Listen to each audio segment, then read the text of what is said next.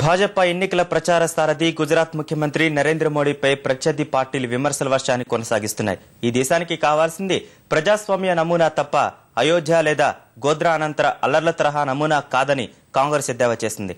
నరేంద్ర మోడీ నాయకత్వంలో మతతత్వం మరింత తీవ్రమవుతుందని సిపిఎం హెచ్చరించింది. గుజరాత్ ముఖ్యమంత్రి నరేంద్ర మోడీపై విమర్శలకు కాంగ్రెస్ మరింత పదును పెట్టింది. హైదరాబాద్ లో జరగనున్న నరేంద్ర మోడీ బహిరంగ సభకు హాజరయ్యే వారి నుంచి ₹5 వసూలు చేయాలని నిర్ణయించిన భాజపా ప్రజాస్వామ్యాన్ని డబ్బుమయం చేయాలని చూస్తోందని మండిపడింది.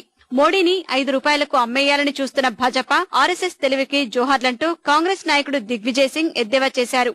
దేశానికి కావాల్సింది ప్రజాస్వామ్యమే తప్ప మతతత్వ నమూనా కాదని ఆ పార్టీ అధికార ప్రతినిధి రాజ్ బబ్బర్ పరోక్షంగా మోడీని ఉద్దేశించి విమర్శించారు.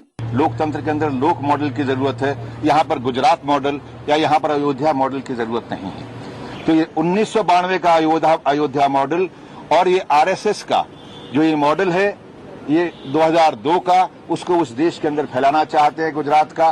मैं बार बार यही कह रहा हूँ कि 2002 के गुजरात मॉडल से और 1992 के अयोध्या मॉडल से लाभ नहीं होगा, केवल हानि होगी. పెట్టుబడిదారీ విధానాల్ని అవలంబించే నరేంద్ర మోడీ బడా పారిశ్రామికవేత్తలకు ప్రియనిస్తామని సిపిఎం ప్రధాన కార్యదర్శి ప్రకాశ్ కారత్ విమర్శించారు. మోడీ నాయకత్వంలో భాజపా పయనిస్తే రానున్న రోజుల్లో మతతత్వం మరింత విస్తరించే ప్రమాదముందని తిరువనంతపురంలో ఆందోళన వ్యక్తం చేశారు. As far as the menace of communalism is concerned, the leadership of Narendra Modi of the BJP will only mean the introduction or initiation of a more hardcore communal agenda in the coming days. And that is why the Rashtriya Swayamsevak Sangh has fully supported and backed the decision of the party.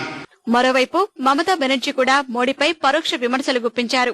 అన్ని వర్గాల ప్రజలను ఒకే విధంగా ఆచరించే వ్యక్తే జాతీయ నేత అనిపించుకుంటారని మమత అన్నారు. ఓట్ల కోసం హిందూ ముస్లింలను భాజపా విడదీసిందని ఆమె ఆరోపించారు.